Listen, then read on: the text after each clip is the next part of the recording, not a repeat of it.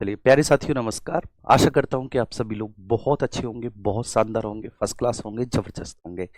देखिए बच्चों, 10 बजे सुबह मेरी मैराथन है बीपीओ में, ठीक है, ग्राम पंचायत अधिकारी में। आप सब लोग, ठीक है, इस बात को जानते होंगे। नहीं जान रहे तो मैं आपको बता दे रहा हूँ। एक्चुअली 10 बजे ही एप्लीकेशन पे आपकी क्लास होती है। अब 10 बजे, ठीक है, सेम टाइम पे एक ही व्यक्ति दो अलग अलग क्लासेस को कैसे कंडक्ट कर सकता है। तो फिर मैंने सोचा कि क्यों ना आपकी इस क्लास को मैं, ठीक है, रिकॉर्ड कर दूं, और रिकॉर्ड करने के बाद फिर ये इसी तरह से आपकी क्लास चल जाएगी जैसे कि ये लाइव चल रही है। ठीक है, ऐसा एक फंक्शन होता है यहाँ पर स्टूडियो में। ठीक है, इस तरह का एक फंक्शन होता है कि हम कर सकते हैं इस तरह से। ठीक है बच्चे, तो ये एक जरूरी सूचना थी जो मैंने आपको देनी थी, और उम्मीद करता हूँ कि आप इस सूचना को बहुत अच्छे से समझ चुके होंगे, क्योंकि आपका एक दिन जो है ना जाया ना जाए। हर एक दिन की बेटा कीमत होती है, हर एक मिनट की बहुत कीमत होती है। ठीक है, तो वो एक दिन आपका जाया ना जाए, तो इसलिए फिर मैंने, क्योंकि मैं अब इसके तुरंत बाद मैराथन भी लूंगा, लेकिन मैंने ये सोचा कि आपके लिए जो है ना आपका टाइम, ठीक है, बहुत बेनिफिशियल है, और उसको सही से मैनेज किया जाए और उसका पूरा सदुपयोग किया जाए। ठीक है, तो सर स्टार्ट करते हैं। ठीक है, अगर हम बात करें तो हम देख रहे थे कि अभी तक जितना भी हमने पढ़ा, हमने बच्चे क्या क्या पढ़ा है। ठीक है, हमने अगर बात करें तो हमने राज्य पढ़ा, ठीक है, राज्य की अवधारणा पढ़ी, द कॉन्सेप्ट ऑफ स्टेट। हमने बच्चे राज्य की अवधारणा पढ़ी, ठीक है, और चूंकि जब हमने राज्य की अवधारणा पढ़ी तो इससे संबंधित प्रश्न भी हमने, ठीक है, देख लिए थे कल। राज्य की अवधारणा, ठीक है, तो जैसे आप में से बहुत सारे लोगों के मेरे पास मैसेज थे, टेलीग्राम पे भी थे, कुछ लोगों के इंस्टाग्राम पे भी थे कि सर ये जो टॉपिक आप करा रहे हैं, ठीक है, इनकी आप क्वेश्चंस भी करा दीजिए, क्योंकि थ्योरी तो हमारे बहुत अच्छे से समझ में आ रही है, लेकिन यहाँ से कैसे प्रश्न बनते हैं ये हमें नहीं पता। तो कल मैंने आपको बता दिया था किस तरह के प्रश्न बनते हैं कुछ, ठीक है, आज मैं आपको दिखा दूंगा कैसे प्रश्न, और हर एक टिपिकल प्रश्न, ठीक है, वो आप उसे कर पाने की पूरी स्थिति में है। ये आपने कल भी देखा और आज भी आप देखेंगे। तो राज्य की अवधारणा, तो राज्य की अवधारणा से हमने बच्चे दोनों चीजें करा ली। ठीक है, एक तो इसका थ्योरी पार्ट भी हमने कंप्लीट कर लिया, थ्योरी, और प्लस हमने इसके क्वेश्चंस भी कर लिए। अब यहां से आपको किसी भी प्रकार की कोई भी दिक्कत नहीं होगी, ये बात मैं बहुत अच्छे से जानता हूं। चलिए, अब इसके बाद बच्चे, ठीक है, शासन की अवधारणा। शासन क्या होता है?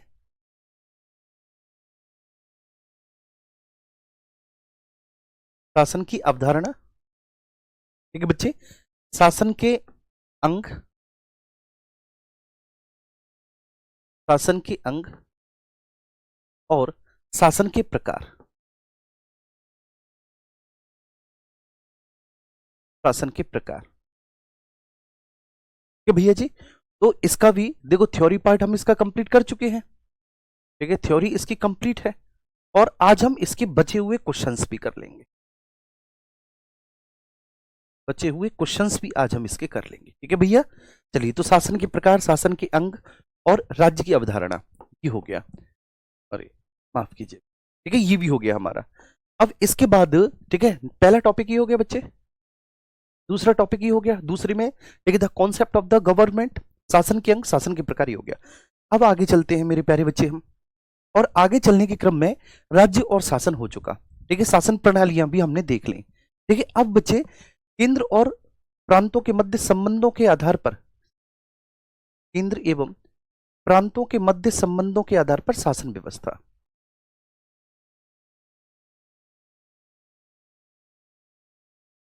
केंद्र एवं प्रांतों के मध्य संबंधों के आधार पर शासन व्यवस्था।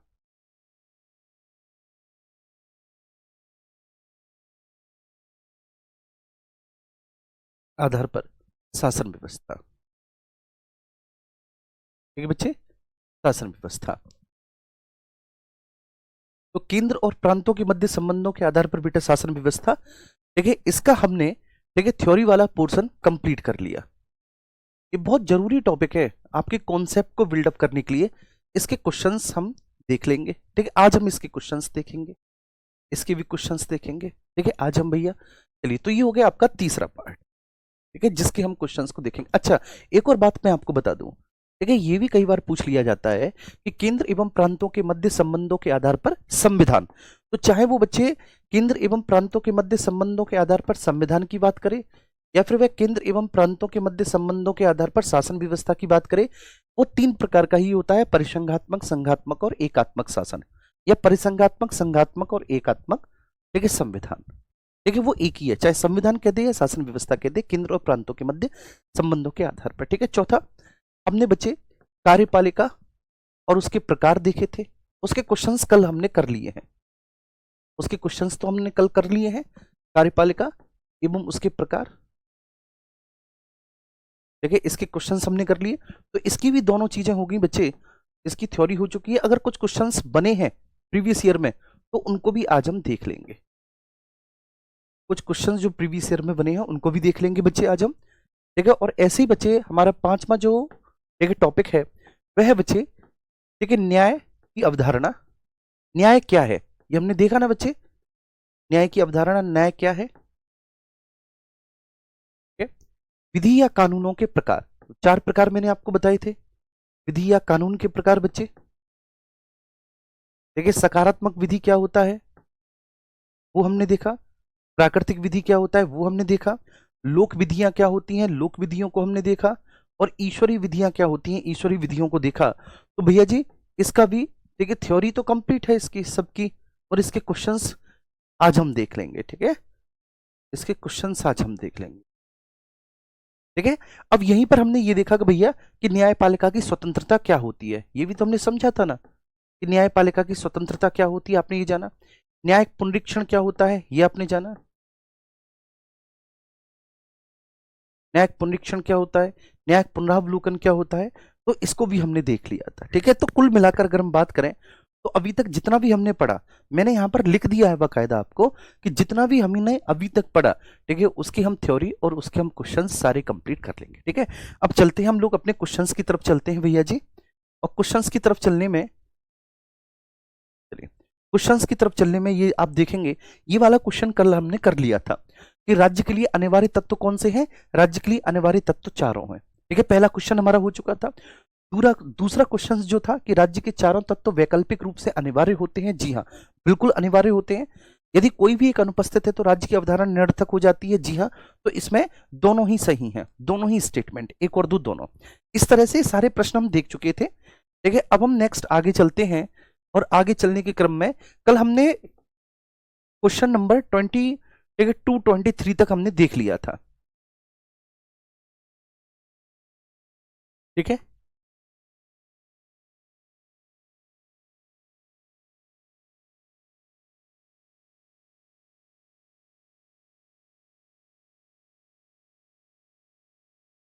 ठीक है, क्वेश्चन नंबर ठीक है 22 यहां पर हम हैं बच्चे, और जो पीछे वाले क्वेश्चन है ना, अगर आपको उनमें भी कोई डाउट है तो मैं एक बार और समझा दूंगा, बिल्कुल परेशान मत हो। ठीक है, अगर आपको कोई भी लेक्चर समझ में नहीं आ रहा है तो आप पता क्या किया करो, एक बार उसको रिवाइज कर लिया करो, बिल्कुल एकदम शांति वाले स्थान में बैठकर पूरे कंसंट्रेशन के साथ, और लिखने पे फोकस मत किया करो, समझने पे फोकस किया करो, और स्पीड मत बढ़ाया करो। लेकिन बिना स्पीड बढ़ाए उसको समझो, अगर कोई भी चीज समझ में नहीं आ रही, उसके बाद टेलीग्राम है आपके पास, ठीक है, आपके पास, ठीक है, और भी बहुत सारे साधन हैं, आप यहाँ पर भी पूछ सकते हैं लाइव चैट में, तो आप पूछ सकते हैं, आज तो नहीं क्योंकि आज ये क्लास रिकॉर्ड है, लेकिन कल से आप पूछ सकते हैं। ठीक है ना, चलिए अब ये अगला क्वेश्चन है आपकी स्क्रीन पर। संविधानवाद पर आधारित शासन को ही आमतौर पर विधि का शासन भी कहा जाता है, बिल्कुल सही बात है। देखो बेटा, विधि का शासन क्या है, विधि का शासन एक्चुअली यूके से लिया है, कहां से लिया है, यूके से, और विधि का शासन एक्चुअली प्रोफेसर डाइसी ने दिया है, प्रोफेसर डाइसी यूके के थे, उन्होंने विधि का शासन दिया है। विधि के शासन में प्रोफेसर डाइसी बोलते हैं कि कानून का शासन ही सर्वोच्च शासन होता है, कोई भी व्यक्ति, कोई भी संस्था या कोई भी संगठन कानून से बड़ा नहीं हो सकता, लेकिन सभी को कानून के भीतर रहकर ही कार्य करना होगा, अपना आचरण करना होगा, सभी के लिए एक समान कानून है और सभी उस कानून से समान रूप से बंधे हुए हैं। जैसे फॉर एग्जांपल आप कहेंगे कि सर इसका एग्जांपल आर्टिकल 14 में आपको बताऊंगा, लेकिन मैं छोटा सा बता दे रहा हूं। जैसे मान के चलिए मैं अपनी स्कूटी से जा रहा था, तभी अंबानी साहब का काफिला भी वहां से निकल रहा था, उनका तो काफिला निकलता है कम से कम नहीं तो उसमें 100 गाड़ी होती है, लग्जरियस गाड़ी होती है उनके काफिले में। ठीक है, तो उनका काफिला निकल रहा था और उनके काफिले की किसी एक कार ने मेरी स्कूटी में टक्कर मार दी, मान के चलिए। जब, ठीक है, मैंने हेलमेट लगा रखा था, मेरे पास ड्राइविंग लाइसेंस भी था, मैं अपनी लेन विथ भी था, लेकिन चूंकि उनका काफिला वो जो जा रहा था, ठीक है, उसमें कोई एक कार जो अनियंत्रित हो गई और उसने हम लोग कोर्ट में गए। जब कोर्ट में हम लोग गए, ठीक है, तो जो माननीय न्यायाधीश वहां पर बैठे हुए हैं ना सामने, वो इस आधार पर भेदभाव नहीं करेंगे कि मैं जो एक सामान्य सा शिक्षक हूं, ठीक है ना, मेरी स्थिति क्या है, या फिर अंबानी जो देश का सबसे अमीर आदमी है उसकी आर्थिक स्थिति क्या है, तो वो आर्थिक स्थिति पर कोई भेदभाव नहीं करेंगे। देखिए, हम दोनों के लिए एक समान कानून है और समान कानून के अंतर्गत ही हमको ट्रीट किया जाएगा। तो इसलिए बोला गया है कि चाहे हमारी आर्थिक स्थिति कुछ भी सही, चाहे हमारी सामाजिक स्थिति कुछ भी सही, चाहे हमारी राजनीतिक स्थिति कुछ भी सही, कानून सभी के लिए समान है। कोई भी कानून से ऊंचा या बड़ा नहीं होता। और इसका आप एग्जाम्पल भी देख सकते हैं कि कानून सभी के लिए समान है। देखिए, कितने ही राज्यों के मुख्यमंत्री हैं, चाहे वो आप हेमंत सोरेन की बात करें, चाहे वो लालू जी की बात करें, जो राज्यों में मुख्यमंत्री रह चुके हैं या थे, अरविंद केजरीवाल की चाहे आप बात करें, सब जेल की हवा खा के आए हैं। इतने बड़े पॉलिटिशियन जो पूरी राज्य की सत्ता को संभाल रहे हैं, लेकिन उसके बावजूद भी जेल में है बच्चे। क्यों? क्योंकि कानून सभी के लिए समान है, चाहे आप मुख्यमंत्री हो या सामान्य कोई भी नागरिक हो। यदि आपने कानून का उल्लंघन किया है तो फिर आपको सजा होगी। ये बात आ गई समझ में? मैं और भी इसको एक्सप्लेन कर सकता हूं, लेकिन कोई जरूरत नहीं है, आप इतने पे ही समझ गए होंगे। कुलीन तंत्र में बेटा क्या होता है, मैंने बताया था कल आपको, लेकिन मुझे याद आ गया कि ये प्रश्न मैं बता चुका हूं। तो कुलीन तंत्र में क्या है बेटा, कि जो समाज के उच्च वर्ग होते हैं, जो उच्च वर्ण होते हैं, ये कुलीन तंत्र एक्चुअली हमारे इंडिया में नहीं, यूरोप में ज्यादा पाया जाता है, अरिस्टोक्रेसी। तो वहां पर जो उच्च कुल के लोग हैं, उच्च वंश के लोग हैं, ठीक है, वो सत्ता पर अपना अधिकार कर लेते हैं, ठीक है, अपनी सामाजिक प्रतिष्ठा के आधार पर। और फिर उसी वंश वंश के या उसी कुल के लोग, ठीक है, सत्ता को धारण करते हैं और पीढ़ी दर पीढ़ी शासन करते हैं। तो इसको हम लोग कुलीन तंत्र कहते हैं, अरिस्टोक्रेसी कहते हैं। तो अरिस्टोक्रेसी में सामाजिक परंपराओं के आधार पर उच्च कुल के लोग राज्य की सत्ता अपने वर्ग तक सीमित कर लेते हैं। ये भी बात बिल्कुल सत्य है, ये भी बात बिल्कुल सत्य है बच्चे। तो इसमें दोनों ही सत्य होंगे, इसमें दोनों ही सत्य होंगे। अगले प्रश्न पर चलते हैं। आमतौर पर लोकतांत्रिक प्रणालियां संविधानवाद के दायरे में आती हैं। बिल्कुल सही बात है, जो लोकतांत्रिक प्रणालियां होती हैं वो संविधानवाद के दायरे में। अब देखिए, कॉन्स्टिट्यूशनलिज्म, संविधानवाद क्या होता है? तो संविधानवाद का मतलब होता है बच्चे कि संविधान के आधार पर शासन का संचालन किया जाना, इसको संविधानवाद कहते हैं। संविधान के आधार पर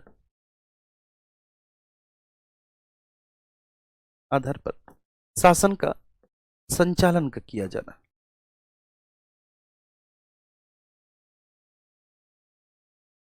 ठीक है, क्लियर है? तो संविधान के आधार पर शासन का संचालन किया जाना ही बच्चे क्या कहलाता है? संविधानवाद। तो संविधान में जो लिखा हुआ है कि किस तरह से शासन की संस्थाएं कार्य करेंगी, शासन की उन संस्थाओं के बीच के संबंध कैसे होंगे, वे एक दूसरे से कहां पर संबंधित होंगी, कहां पर वे एक दूसरे से पृथक होंगी, इसी पूरे कॉन्सेप्ट को हम क्या कहते हैं? संविधानवाद कहते हैं। तो संविधान के आधार पर शासन का संचालन किया जाना ही संविधानवाद है। तो आमतौर पर जो लोकतांत्रिक प्रणालियां हैं, जी हाँ बिल्कुल, वो संविधानवाद के दायरे में ही आती हैं। लेकिन आमतौर पर लिखा हुआ है, ये बात बिल्कुल सही है, आमतौर पर आती हैं, सामान्यतः आती हैं। लेकिन अगर इसमें ये लिखा हुआ तो कि सभी लोकतांत्रिक प्रणालियां संविधानवाद के दायरे में आती हैं, तो ये बात गलत हो जाती है। विश्व के कई ऐसे देश हैं जहां पर डेमोक्रेसी तो है, लेकिन कोई एक ऐसा लीगल डॉक्यूमेंट नहीं है जिसे वे संविधान कह सकें। ठीक है, इसका सबसे बेस्ट एग्जांपल है ब्रिटेन। मैं आपको बता दे रहा हूं बच्चे, आप ब्रिटेन देखिए। ब्रिटेन का जो संविधान है उसको कहा गया है कि वो विकसित संविधान है। कैसा है बच्चे?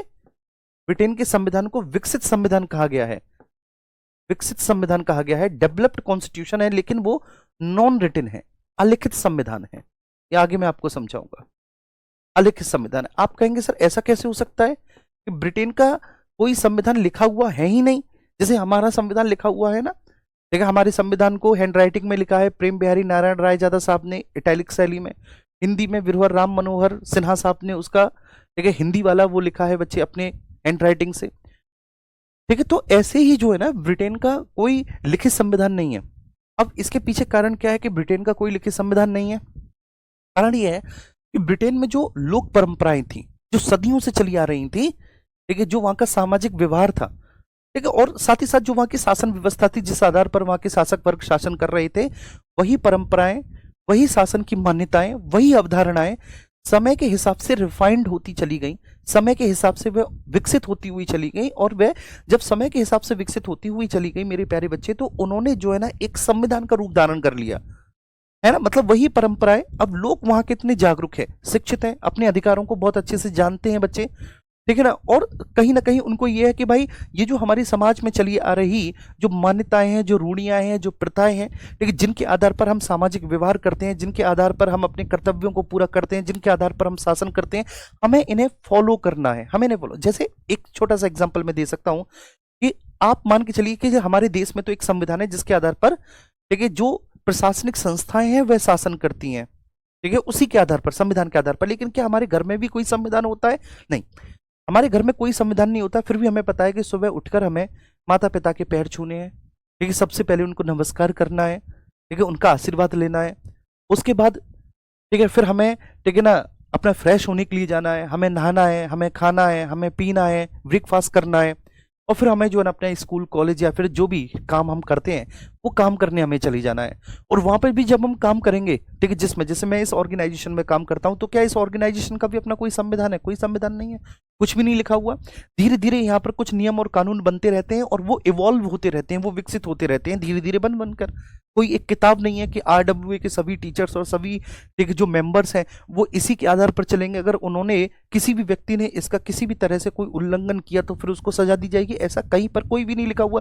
लेकिन फिर भी हमें पता है कि जो स्ट्रीमर है उससे कैसे बोलना है, मैस में जाना है तो वो मैस वाले भैया से कैसे हमें बात करनी है, ठीक है। यहाँ पर जो हमारी फाइलें टाइप होती है, तो जो टाइपिस्ट वाले भैया हैं उनको जब हम कंटेंट देंगे तो कितने दिन पहले देंगे, ये सारी बातें। और एक दूसरे से जब हम मिलते हैं, मैं मिल रहा हूँ किसी, जैसे मैं राहुल तिवतिया सर से मिल रहा हूँ, ठीक है, मैं राहुल शर्मा सर से मिल रहा हूँ, यार मैं किसी और दूसरे टीचर से मिल रहा हूँ, तो जब हम मिल रहे हैं तो हमारे आपस की जो वार्तालाप है वो हमें कैसी करनी है, कहीं लिखा तो नहीं है, लेकिन फिर भी हम करते हैं। तो क्यों करते हैं हम बच्चे, है ना? क्योंकि ये हमारे अंदर इवॉल्व हो गई हैं, विकसित हो गई हैं ये सारी चीजें, कि हमें किस तरह से किसके सामने अपने आप को रिप्रेजेंट करना है, किससे कैसे मिलना है, किसके साथ कैसा व्यवहार करना है, क्लास में हमें कैसे बोलना है। अब आप एक बात बताइए, ठीक है, ये मैं आपको एक बात बताता हूँ, जो अक्सर कैमरे के सामने होता है ना वो होता नहीं है। एक बच्चे क्या होते हैं कि बड़े मासूम होते हैं, मैं बच्चों को बड़ा मासूम मानता हूँ, और मैंने वो बहुत सारे लोग ऐसे देखे हैं जो कैमरे के सामने बड़ी अच्छी अच्छी बातें करते हैं, लेकिन वो असल जिंदगी में वैसे नहीं होते। जैसे सोशल मीडिया इन्फ्लुएंसर वगैरह, ये सब बात समझ में आ रही है? तो उनको पता है कि कैमरे के सामने उन्हें कैसी बात करनी है, कैमरे के सामने उनको अपना कैसा एथिक्स दिखाना है, और कैमरे के पीछे वो बिल्कुल अलग है। मैं भी, मैं जब आपसे बात कर रहा हूं तो मैं एज अ टीचर, ठीक है, अपने स्टूडेंट्स को संबोधित कर रहा हूं, ठीक है, मैं भी बड़ी आदर्श आदर्श बातें करता हूँ, बड़ा स्वाभाविक है। लेकिन क्या जब मैं अपने दोस्तों के साथ बैठता हूँ, जिन्होंने मेरे साथ इंजीनियरिंग की होगी, जिन्होंने मेरे साथ पढ़ाई की होगी, क्या मैं उनके साथ भी ऐसे ही बोलता हूँ? नहीं। ठीक है, तो ये सारी चीजें क्या कहीं संविधान में लिखी हुई हैं? नहीं लिखी हुई बच्चे, ये समय के साथ जो है ना इवॉल्व हो गई है मेरे अंदर। ये बात आपको समझ में आई? तो इसलिए ब्रिटेन में, ठीक है, वो समय के साथ चीजें इवॉल्व हो गई, लोग समझदार थे, उन्होंने अपना लिया, संविधान की जरूरत नहीं पड़ी। हमारे यहाँ संविधान की क्यों जरूरत पड़ रही है बच्चे, कि लोग इतने समझदार है ही नहीं, अभी अशिक्षित है, अपने अधिकारों को नहीं जानते। ठीक है, तो इसलिए भी संविधान की आवश्यकता पड़ी कि लोग अपने अधिकारों को नहीं जान रहे हैं तो कहीं राज्य लोगों के अधिकारों का हनन न कर दे। इसलिए भी संविधान की आवश्यकता पड़ी कि लोग, ठीक है, अभी इतने गंभीर नहीं है, ठीक है, देश को लेकर, देश की शासन व्यवस्था को लेकर, एकता और अखंडता को लेकर, या उनमें वो मूल्य अभी नहीं है। तो इसलिए उन्हें उन्हें उनके मौलिक कर्तव्य याद दिलाए जाए कि भाई उनके देश व समाज के प्रति, अपने प्रति, संस्थाओं के प्रति कुछ ड्यूटीज भी हैं, कुछ कर्तव्य भी हैं, जिन कर्तव्यों को वो पूरा करें। इसलिए भी, और अभी शासन के जो अंग हैं, ठीक है, अभी चूंकि हमारा भारत क्या है कि अभी निर्माण की प्रक्रिया से गुजर रहा है। ठीक है, हमारे भारत के बारे में क्या कहा जाता है, एक क्वेश्चन आया था कि अभी हमारा देश निरंतर एक निर्माण की प्रक्रिया से, मेरे प्यारे बच्चे, गुजर रहा है। तो इसलिए हमें इन शासनिक प्रशासनिक संस्थाओं के कार्य एवं इनके अधिकारों, इनकी शक्तियों को, ठीक है, संविधान में अंगीकृत करना, संविधान में लिखना बड़ा जरूरी था। जैसे राष्ट्रपति की शक्तियों को हम नहीं लिखेंगे, ठीक है, तो वो राष्ट्रपति कुछ भी कर देगा अगर हम उसकी शक्तियों को मर्यादित नहीं करेंगे तो। ठीक है जी, तो ये बात आपको बहुत अच्छे से समझ में आ गई होगी। और मैं आपसे एक छोटा सा रिक्वेस्ट करता हूँ, आप सब मेरे छोटे बहन भाई हैं, मेरे प्यारे बच्चे, अभी आप बहुत छोटे हैं, सच में एक बहुत छोटे हैं। जब मैं शुरुआत में आपकी क्लासेस ले रहा था, आपके कमेंट देख रहा था टेलीग्राम ग्रुप वगैरह में, तो ये बात मुझे अंदाजा हो गया था कि अभी आप बहुत छोटे हैं। ठीक है, आप जिस एग्जाम को क्रैक करना चाहते हैं, सबसे पहले आप उसके प्रीवियस ईयर उठा के देखो। आप सोच के देखो कि पूरी जीएस में केवल आपके पॉलिटी का ही अकेले 16 से 18 19 क्वेश्चंस का वेटेज है, तो पॉलिटी किस लेवल की पूछेगा। और मैं दूसरी बात आपको ये भी बताना चाहता हूं बच्चे, कि मैं, ठीक है, जीएस भी पढ़ाता हूं, ठीक, कंप्लीट, मैं सारे विषय पढ़ाता हूं। और इन सारे विषयों में अगर एकमात्र कोई भी विषय जिसमें सबसे ज्यादा कॉन्सेप्ट है वो पॉलिटी है। इतने कॉन्सेप्ट इकोनॉमी में भी नहीं है, और इकोनॉमी के कॉन्सेप्ट बहुत ईजी हैं, उनके एग्जाम्पल देना, उनको समझाना। ठीक है, तो ये बात ध्यान रखना। आइए तो हम इस पर आते हैं। तो समझ में आ गया बेटा कैसे अलिखित संविधान है। जैसे हमारे घर पे कोई संविधान नहीं है, लेकिन फिर भी हमें पता है कि बहन से कैसा व्यवहार करना है, भाई से कैसा व्यवहार करना है। कोई घर पे रिश्तेदार आ जाए तो उसे पानी, क्योंकि हमें सिखाया गया है, तो ऐसे ही वहां पर धीरे धीरे सिखाया गया, तो वहां का संविधान बच्चे ऐसा है। अब हम भारत के संविधान के बारे में बात करेंगे। भारत का संविधान, तो बेटा भारत का संविधान अभी अविकसित है। अविकसित है कि हम पूरी तरह से देखिए अपने संवैधानिक मूल्यों का अपने अंदर विकास कर पाए हैं। क्या हमारी सारी संस्थाएं संविधान के आदर्शों के अंतर्गत रहकर पूरी तरह से स्वेच्छा से कार्य कर रही हैं? नहीं, कहीं दबाव भी है संविधान का, वह स्वेच्छा से। तो इसलिए बोला जाता है कि अविकसित संविधान है, अविकसित संविधान है। लेकिन मेरे प्यारे बच्चे, अविकसित संविधान तो है, लेकिन इसके साथ साथ वह कैसा है बच्चे? लिखित संविधान है हमारे देश का। अविकसित तो है, बेशक आप कह सकते हैं अविकसित है, लेकिन अविकसित के साथ साथ वह कैसा है? लिखित भी। तो that is a huge difference between Britain and Indian constitution. ठीक है बच्चे। तो संविधानवाद एक ऐसी विचारधारा है जिसमें संविधान या विधानों के निश्चित समुच्चय को ही सर्वोच्चता प्राप्त होती है। जी हाँ, इसी को हम संविधानवाद कहते हैं, जहां संविधान सर्वोपरि है, संविधान के आधार पर ही शासन चलाया जाएगा। ये तो संविधानवाद है बच्चे। क्या है? Constitution is supreme, constitution is supreme, is supreme. ठीक है। No one can superior than constitution, चाहे वो इंडिविजुअल हो, चाहे वो कोई ऑर्गेनाइजेशन हो, चाहे फिर बच्चे वह कोई भी ग्रुप हो। ठीक है सर। तो अगर देखा जाए तो आप देखेंगे कि दोनों ही सही हैं, एक और दो दोनों, एक और दो दोनों ही सही हैं, 1 and 2 बोथ। अगला प्रश्न है आपकी स्क्रीन पर। भारतीय लोकतंत्र को आलोचनावश भीड़ तंत्र, मोवोक्रेसी कह दिया जाता है। देखिए मैं बताता हूं क्यों। ठीक है, ये एक दो टॉपिक ऐसे थे जो मैंने आपको ठीक है ना स्किप कर दिए थे। ठीक है ना। अच्छा, अब आप कहेंगे सर कि स्किप क्यों किए आपने? क्योंकि मुझे पता था कि इनके क्वेश्चंस के माध्यम से मैं आपको इन्हें बता दूंगा। ठीक है, अगर इन सबको मैं बताता तो फिर बहुत डिटेल में, फिर बहुत हमें अंदर जाना पड़ता और सारी क्लासेस लगती। ठीक है जी। तो ये क्वेश्चंस के माध्यम से मैं आपको इन्हें बता दूंगा। ठीक है, अब आप देखेंगे मोवोक्रेसी, भीड़ तंत्र क्या होता है मैं समझाता हूं। तो कई बार जो है ना भारतीय लोकतंत्र को भीड़ तंत्र कह दिया जाता है, मोवोक्रेसी कह दिया जाता है। थैंक यू बेटा। ठीक है, भारतीय लोकतंत्र को मोवोक्रेसी कह दिया जाता है, क्यों? ठीक है, इसके पीछे का कारण क्या है? तो इसके पीछे का जो सबसे प्रमुख कारण है वो ये है मेरे प्यारे बच्चे कि आप कभी भी भारत में ठीक है होने वाले चुनावों को देखिए। भारत में होने वाले जो चुनाव होते हैं उन चुनावों में पता है तुम्हें, कोई भी पॉलिटिकल पार्टी जो अपने कैंडिडेट को टिकट देती है किसी भी कॉन्स्टिट्युएंसी से, तो वो वहां के जो जातिगत आंकड़े हैं, जो वहां के धार्मिक आंकड़े हैं, उनको ध्यान में रखते हुए देती है। हर एक कॉन्स्टिट्युएंसी में किसी एक जाति विशेष की बहुलता होती है। जैसे हमारी कॉन्स्टिट्युएंसी में ठाकुरों की बहुलता है। तो बेटा पहले आम चुनाव से लेकर अभी तक हर एक पॉलिटिकल पार्टी ने ठाकुर कैंडिडेट को ही टिकट दिया है कि जो ठाकुर हो उसी को। क्यों? क्योंकि यहां पर जातिगत जो आंकड़े हैं वो ठाकुरों के फेवर में है। तो जो ठाकुर प्रत्याशी खड़ा होगा उसको इस आधार पर वोट मिलेंगे कि वह ठाकुर है। मतलब भीड़ तंत्र हमेशा, देखो भीड़ की खासियत होती है कि भीड़ कभी भी विवेक से नहीं बल्कि भावनाओं से चलती है। ये भीड़ की खासियत है। अब ये जितने सारे लोग जो इस आधार पर वोट दे रहे हैं कि भाई ये जो हमारा कैंडिडेट है हमारी बीच का है, हमारी जाति का, उनसे पूछो कि अगर तुम्हारी जाति का है तो तुम्हें इससे क्या फायदा है? लेकिन केवल जाति का है यही है, वो विकास नहीं करता हो, आपके मुद्दों को वो सदन में ना उठाता हो। ठीक है, आपका रोड है ठीक है सालों से खराब पड़ा है, आप खूब चले गए, आज तक उसने रोड भी नहीं बनवाया। हमारे यहाँ बच्चे एक फ्लाईओवर था, एक फ्लाईओवर, आप विश्वास नहीं करेंगे वो फ्लाईओवर 11 सालों तक नहीं बना, 11 सालों तक। और उस फ्लाईओवर के चक्कर में लोग 11 या 12 किलोमीटर घूम कर जाते थे। 11-12 किलोमीटर का फेर पड़ता था गांव से होते हुए। एक बार तो हमारी मम्मी जी की तबीयत बहुत खराब होगी गांव में, हमें अलीगढ़ जाना था। एक अगर वो फ्लाईओवर बना होता हम अलीगढ़ बच्चे कम से कम नहीं तो आधे घंटे पहले पहुंच जाते। अलीगढ़ हमारा ठीक है जिला लगता है जहां पर चिकित्सीय सुविधाएं, और गांव हमारा जो है ना अलीगढ़ से दूर है। ठीक है ना, अगर कोई आसपास का होगा तो इस बात को कनेक्ट कर रहा होगा। तो 11-12 किलोमीटर गांव में गलियों में घूम, तब मुझे इतनी गुस्सा आई, इतनी गुस्सा आई पर्सनली कि मैंने एक लेटर लिखा। ठीक है, तब मैं इंजीनियरिंग में था, तब मैंने एक लेटर लिखा ठीक है विधायक साहब को, कोई प्रतिक्रिया नहीं हुई। तो इस आधार पर अब आप देख लो। ठीक है, आपने देखता होगा कि भाई विधानसभा क्षेत्र हो या लोकसभा क्षेत्र हो तो किस आधार पर टिकट का आवंटन किया जाता है, कोई भी पॉलिटिकल पार्टी सही, ठीक है, सभी इस आधार पर कर रहे हैं, जातिगत जो आंकड़े हैं, धार्मिक जो आंकड़े हैं, ठीक है, तो भीड़ किस पर चलती है, भावनाओं पर चलती है, विवेक पर नहीं। वो किसी ऐसे व्यक्ति को चुनाव टिकट नहीं देते जो योग्य हो, जो पढ़ा लिखा हो, जो समझदार हो, जो संवैधानिक अधिकारों को जानता हो, जो राजनीति और प्रशासन का दक्ष व्यक्ति हो, ऐसे किसी लोगों को टिकट मिलती नहीं। टिकट किसे मिलेगी, जो बाकपटु व्यक्ति होगा, जो अपनी बातों में फंसाना जानता होगा, ठीक है, और ये है, ठीक है, बातों में जो अपनी फंसा लेगा, जो अच्छे से बात बना लेगा, जो लोगों से जितने ज्यादा से ज्यादा झूठे वादे कर लेगा, ठीक है, वो उतना बेस्ट होगा।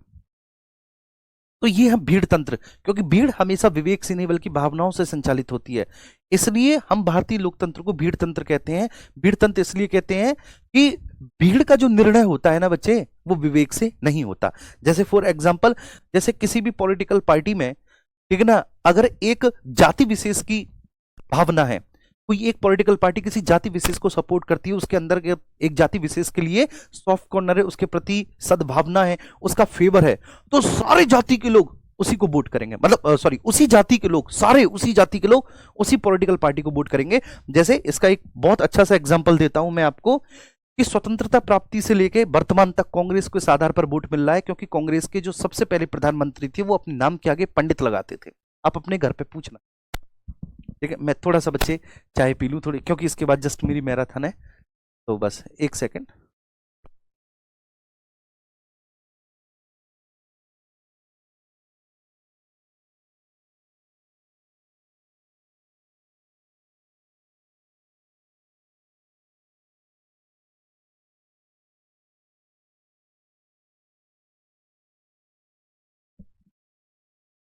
ठीक है, ये बात समझ में आई भैया? तो सारे लोग जो कांग्रेस को वोट देने वाले थे, उनमें से, ठीक है, अधिकांशतः ब्राह्मण थे, पंडित जी थे, क्योंकि देश के प्रधान के मंत्री अपने नाम के आगे पंडित लगाते थे, तो एक सॉफ्ट वोट, ठीक है, उनके पास मिला, उनके पास गया, वो एक वोट उनके पास गया। ठीक है, क्लियर है? ये बात समझ में आ रही है? एक बार थम्स अप करेंगे।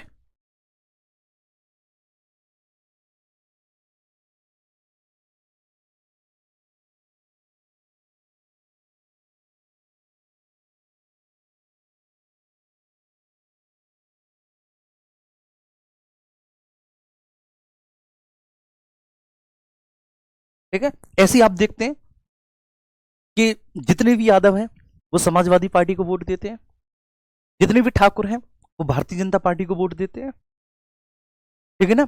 जो अनुसूचित जाति और जनजाति, जो दलित हैं, वो सब बीएसपी को, बहुजन समाजवादी पार्टी को वोट देते हैं, बहुजन समाज पार्टी को वोट। तो ये क्या है बच्चे, आज भी क्या हम विकास के नाम पर वोट दे पा रहे हैं? आप सोचो,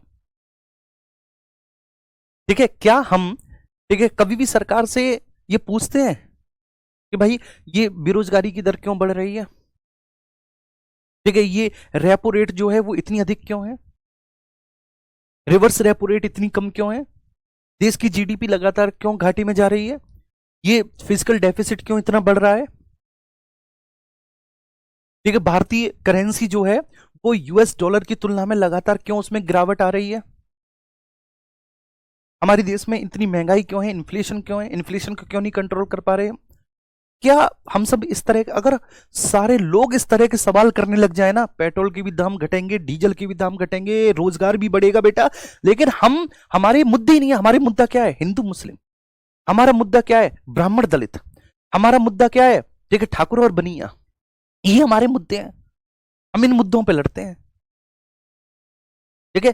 कभी आपने देखा है कि कोई व्यक्ति इसलिए परेशान है कि भाई उसकी उसकी आय कम है, वो इसलिए परेशान है कि इस गवर्नमेंट के कारण, ठीक है, इतनी महंगाई हो गई, ठीक है, मेरी आय भी कम है, मुझे पर्याप्त आय के अवसर नहीं मिल पा रहे, इस गवर्नमेंट में, ठीक है, सही से उद्योगों का विकास नहीं हुआ, ठीक है, ये सारी चीजें हैं। नहीं, ठीक है, लड़ाई किस बात पे है कि उसने मेरी मेड़ काट ली, ठीक है ना। अब चूंकि उसने मेरी मेड़ काटी, वो अमुक जाति का है, मैं इस जाति का हूं, तो इस व्यक्ति के साथ में इस जाति के लोग हो गए, दूसरे के साथ में उसकी जाति के लोग हो गए, और दोनों में आपस में बच्चे खूब लट्ठ बाज रहा है। ये है हमारे मुद्दे। तो ये बात आपको बहुत अच्छे से समझ में आ गई होगी कि हम व्यंगवश, ठीक है, भीड़ तंत्र बोलते हैं, व्यंगवश।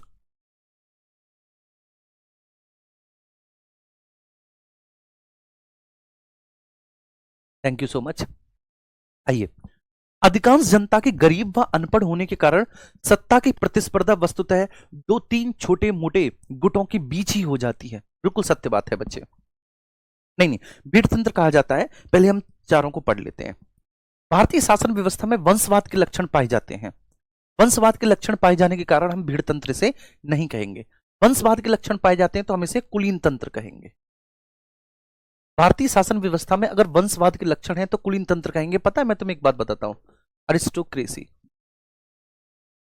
देश में, हमारे देश में स्वतंत्रता प्राप्ति के बाद लगभग देखिए 65 साल 60 साल तक जो शासन चला वह कहने को तो कांग्रेस का था, लेकिन था तो एक ही वंश का। पहले जवाहरलाल नेहरू, उसके बाद उनकी बेटी इंदिरा गांधी। क्या कांग्रेस में और लोग नहीं थे? या स्वतंत्रता प्राप्ति से पहले कांग्रेस के जितने भी सेशंस हुए, उन सेशंस की जो अध्यक्षता की, ठीक है ना, उनके बच्चे क्यों नहीं आए कांग्रेस में? ठीक है, उनको क्यों नहीं मौका मिला? केवल एक ही परिवार को क्यों मौका मिला? तो परिवारवाद या वंशवाद है।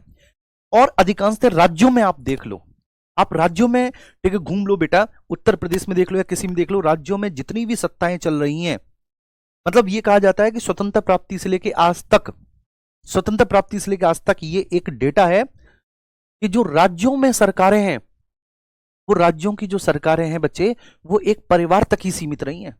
जैसे राजस्थान में गहलोत सरकार, ठीक है, तो उनका एक अपना परिवार है, ठीक है ना। ऐसे ही राजस्थान में उनसे पहले जो है ना, क्या नाम है, वो कैप्टन साहब का परिवार था।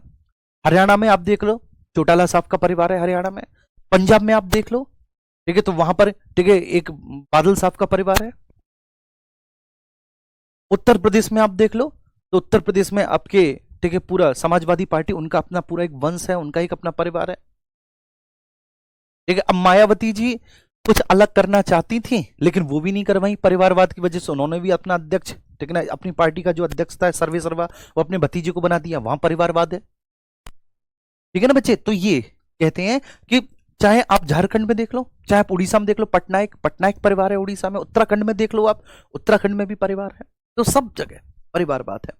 हमारे देश की जनता का मतदान व्यवहार प्राय पारंपरिक मान्यताओं तथा भावनाओं के उभार के अनुरूप संचालित होता है। इसका मतलब होता है भीड़तंत्र, ठीक है। तो भीड़तंत्र का कारण ये भी नहीं है, भीड़तंत्र का कारण ये भी नहीं है।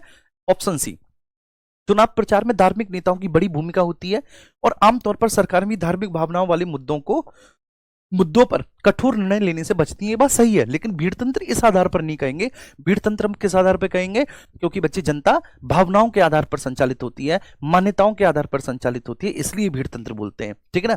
धार्मिक नेताओं की बड़ी भूमिका होती है, बिल्कुल धार्मिक नेताओं की बड़ी भूमिका होती है, और धर्म के मामले में कठोर निर्णय लेने से सरकारें बचती हैं, तो इसके आधार पर आप इसे भीड़तंत्र नहीं कह सकते, ठीक है ना बच्चे, ठीक है ना। C will be right answer.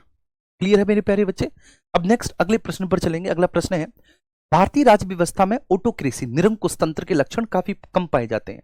निरंकुश तंत्र, ऑटोक्रेसी आप इसे समझते हो। निरंकुश तंत्र का मतलब होता है कि जब कोई एक व्यक्ति, ठीक है, या फिर कोई भी एक संगठन, कोई भी एक संस्था शासन की सभी शक्तियों को अपने हाथों में केंद्रित कर ले, निरंकुश तंत्र। जैसे तानाशाही तंत्र भी किसका एग्जाम्पल है? निरंकुश तंत्र का। सैन्य तंत्र भी किसका एग्जाम्पल है? निरंकुश तंत्र का। मतलब जहां पर संविधान के आदर्शों और उसकी मान्यताओं के अनुसार शासन ना चले, तो वहां पर हम इसे ऑटोक्रेसी कहेंगे, निरंकुश तंत्र कहेंगे, ठीक है। तो चाहे आप तानाशाही तंत्र देख लो, चाहे राजतंत्र देख लो, चाहे आप सैन्य तंत्र देख लो, ये सब निरंकुश तंत्र हैं। ये सब कैसे हैं? ऑटोक्रेसी हैं। क्योंकि राजतंत्र में राजा का शब्द ही शासन है। आपने सुना होगा ना कि राजतंत्र में क्या है बच्चे? राजतंत्र में राजा का, ठीक है, शब्द ही शासन है। राजा बोल देता है कि मेरे शब्द ही शासन है, तो वहां पर राजा का व्यवहार कई बार निरंकुश भी हो जाता है। और ऐसा निरंकुश हो जाता है कि राजा के द्वारा किए जाने वाले ऐसे तमाम फैसले होते हैं, राजा के द्वारा किए जाने वाले ऐसे तमाम निर्णय होते हैं मेरे प्यारे बच्चे, ठीक है, जो पूरी तरह से दिखाते हैं कि राजा निरंकुश हो चुका है। लेकिन फिर भी, ठीक है, ऐसी तानाशाही तंत्र में किंग जोंग उन, ठीक है, उसने, आपने देखा हिटलर ने गैस चैम्बर्स में लाखों यहूदियों को मरवा दिया। क्या था बेटा? निरंकुश तंत्र था। चाहे वो सैन्य तंत्र की बात करें, जो सेना का सर्वोच्च कमांडर है, कई बार वो ऐसे निर्णय ले लेता है। तो भैया भारत में निरंकुश तंत्र के लक्षण काफी कम है। बिल्कुल सही बात है, क्योंकि सरकार पर विपक्ष और जनमत का दबाव होता है। बिल्कुल होता है बेटा, सरकार पर विपक्ष का दबाव है।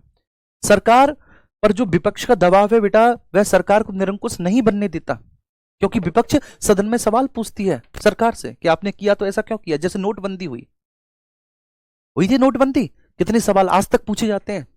कि भैया ये जो तुमने ठीक है निर्णय ले लिया था, ये किससे पूछ के लिया था? वो कौन सा अर्थशास्त्री था जिसने बताया था कि नोटबंदी से काला धन ठीक है पूरा वापस आ जाएगा, आतंकवादी गतिविधियां नहीं होंगी? और ठीक है पता चला कि जितना भी पैसा था ठीक है वो लगभग 99.9% वापस आ गया। तो जब 99.9% पैसा वापस आ गया तो इसका मतलब है काला धन था ही नहीं। भाई काला धन था ही नहीं, काला धन अगर था भी तो 0.1% था।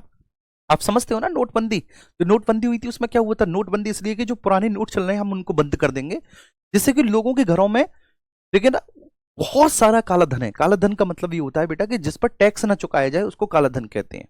ऐसा धन जिस पर टैक्स ना चुकाया जाए, जिस पर टैक्स ना दिया जाए, उसको हम काला धन कहेंगे। और वो काला धन उसका आतंकवादी गतिविधियों में या फिर इलीगल ठीक है बिजनेस वगैरह में उसका उपयोग हो रहा है। तो अगर हम नोटबंदी कर देंगे तो वो वाला धन जो है वो जलेगा, वो सड़ेगा, वो फिकेगा, ठीक है। और इसलिए हमारे देश में जो आतंकवादी गतिविधियों को जो फंडिंग हो रही है वो रुक जाएगी। लेकिन ये बात पूरी तरह से सत्य नहीं निकली, थोड़ी बहुत सत्यता थी लेकिन पूरी तरह से सत्य नहीं निकली। ऐसी कई बार ठीक है और भी बहुत सारी नीतियां हैं ठीक है उनका विरोध किया जाता है। इसलिए तो वो ऑटोक्रेसी को बने जाने से रोकना है, क्योंकि विपक्ष का और जनमत दोनों का दबाव होता है। जनता को मौलिक अधिकार और न्यायपालिका को न्यायिक पुनरीक्षण की शक्ति भी प्राप्त है। जी हाँ, अगर लेकिन आप निरंकुश तंत्र स्थापित करोगे, जैसे किसी भी राज्य में आपकी सरकार नहीं है और आपने वहां पर राष्ट्रपति शासन लगा दिया, तो न्यायपालिका उसका रिव्यू करेगी कि क्या राष्ट्रपति शासन लगाया जाना सही था, क्या उस राज्य में वास्तव में संवैधानिक तंत्र विफल हो गया था। और पता चलता है कि नहीं, संवैधानिक तंत्र तो विफल नहीं हुआ, न्यायपालिका तुरंत कह देगी कि यहां से राष्ट्रपति शासन को हटाओ ठीक है और दोबारा से फिर से यहां पर इसकी सरकार का शासन स्थापित करो। ऐसा हुआ भी है, कई राज्यों में ऐसा हुआ है। महाराष्ट्र में हुआ था, राष्ट्रपति शासन लगा दिया था महाराष्ट्र में, और जब रिव्यू किया गया तो भाई यहाँ पर संवैधानिक तंत्र विफल ही नहीं था, यहाँ पर तो सब कुछ ठीक था। बस केंद्र ने दुर्भावना के कारण, क्योंकि उनकी अपनी पॉलिटिकल पार्टी की सरकार महाराष्ट्र में नहीं है और कहीं ना कहीं दोनों राजनीतिक दलों के बीच में वैचारिक मतभेद है, राजनीतिक प्रतिस्पर्धा है, और इस वजह से वहां पर राष्ट्रपति शासन लगाया गया है। राष्ट्रपति शासन लगाया जाना निरंकुश तंत्र का सबसे बेस्ट एग्जाम्पल है। और अभी तक स्वतंत्रता प्राप्ति के बाद बेटा 100 से ऊपर, 100 से ज्यादा बार राष्ट्रपति शासन लग चुका है विभिन्न विभिन्न राज्यों में, जिसमें सबसे पहले पंजाब में लगा था, पंजाब की भार्गव सरकार के अगेंस्ट सबसे पहले। ये इसी तरह की ठीक है, कई बार तो सत्यता भी होती है, लेकिन अधिकांश बार खुद न्यायपालिका ने बोला है कि राजनीतिक दुर्भावना के कारण राष्ट्रपति शासन राज्यों में लगाया जाता है। ठीक है बच्चे, अगर आप राष्ट्रपति शासन लगाते हैं या फिर आप कोई ऐसा कानून बनाते हैं जो आपको निरंकुश बनाए, तो वहां पर न्यायपालिका के पास जुडिशियल रिव्यू करने की शक्ति है। ये बात आप समझे। और प्लस बच्चे, जनता के पास मौलिक अधिकार है, जनता अपने राइट्स जानती है कि उसे बोलने की स्वतंत्रता है, विधि के समक्ष मानता है, विधियों का समान संरक्षण है, तो वो भी कोर्ट पहुंच जाएगी। तो इसलिए भी हमारे यहाँ निरंकुश तंत्र नहीं है, ये दोनों ही सत्य हैं। अगला प्रश्न है, निम्नलिखित में से किस व्यवस्था को अविनाशी राज्यों का अविनाशी संघ कहेंगे? अविनाशी राज्यों का अविनाशी संघ। देखो बेटा, मैंने लिखा राज्य और मैंने लिखा संघ। संघ, ठीक है बच्चे, राज्य और संघ। और यहां पे मैं लिख देता हूं व्यवस्था। ठीक है बच्चे, यहां पे लिख देता हूं व्यवस्था। ये प्रश्न यूपीएसआई में भी पूछा गया है, ये प्रश्न पीसीएस में भी पूछा गया है, ये प्रश्न यूपीएससी में भी पूछा गया है, आईएएस में भी पूछा गया है। ये वाला प्रश्न देखो, अगर मैंने लिखा अविनाशी राज्यों का, अविनाशी राज्यों का अविनाशी संघ, अविनाशी राज्यों का अविनाशी संघ, इसका मतलब क्या है? राज्य भी रहेंगे, ठीक है, राज्य भी रहेंगे, संघ भी रहेगा। राज्य भी रहेंगे, संघ भी रहेगा, और जब दोनों रहेंगे, ठीक है, पति भी रहेगा, पत्नी भी रहेंगी, जब दोनों रहेंगे तो भैया दोनों, ठीक है, अगर दोनों को एक ही छत के नीचे एक साथ साथ हमें रखवाना है और हम चाहते हैं कि उनके बीच में प्रेम बना रहे, तो हम क्या करेंगे? सेपरेशन ऑफ पावर, शक्तियों का पृथक्करण करेंगे, शक्तियों का बंटवारा करेंगे, ठीक है, उनके लिए एक लिखित संविधान बनाएंगे, वहां पर न्यायपालिका को सर्वोच्च और स्वतंत्र बनाएंगे, घर के बुजुर्ग को ताकतवर बनाएंगे, जिससे कि पति पत्नी के बीच में अगर लड़ाई हो तो तुरंत घर का जो बुजुर्ग है, जो सास है, वो ससुर है, जिसकी गलती है उसे डांट दे, तुम चुप रहो, ठीक है, फेवर नहीं किसी का। मान के चलो कि बहू की गलती है लेकिन बेटे को डांटा जा रहा है, तो ये भी गलत है। अधिकांशतः ऐसा होता नहीं, बेटे की गलती होती है लेकिन फिर भी बहू को डांटा जाता है, ठीक है, ये अधिकांशतः होता है, तो ये भी गलत है। ठीक है, जिसकी गलती हो उसे डांटा जाए, निष्पक्ष न्याय किया जाए, स्वतंत्रता हो, सर्वोच्चता हो, न्यायपालिका दखल दे सके। बहू को काम सौंपा गया है कि बहू का कार्य है कि वो घर के अंदर के कार्य करेंगे, और बेटे का क्या काम है कि घर के बाहर के कार्य करेगा। ठीक है, आजीविका के अर्जन से लेकर ठीक है। और घर के बाहर के जितने भी काम है, चाहे वो सब्जी लाना हो या फिर किसी भी सामाजिक संस्कार में जाना हो, वो सब काम बेटा करेगा। बहू क्या करेगी? बच्चों का खाना बनाना, बच्चों को पढ़ाना लिखाना, अंदर के काम। अगर मान के चलिए कोई व्यक्ति अपना कोई काम नहीं कर पा रहा है, एक काम बेटा कह रहा है कि अब मुझसे कमा धमाया नहीं जाता, इसको भेजो, ये पूरे दिन घर पे पड़ी रहती है, तो घर के जो बुजुर्ग होगा थप्पड़ मारेगा, कहेगा बेटा तुम्हारा काम था, जाओ बाहर काम करके आओ तुम। ठीक है, तुमको सौंपा गया था कि आजीविका का निर्वाह तुम करोगे, तुम रुपया पैसा कमाओगे, बहू अपना काम कर रही है। कल को बहू कहने लगे कि मम्मी बहुत हो गया, बर्तन साफ करते करते, खाना बनाते बनाते अब मुझसे नहीं होता, अपनी बेटी से कहो पूरे दिन बाहर घूमता रहता है, ये करेगा। ठीक है, तो जो माता जी होंगी वो कहेंगे नहीं बेटा, ठीक है, गलत है, पहले से ही कॉन्ट्रैक्ट था, ये पहले से ही एक एग्रीमेंट था।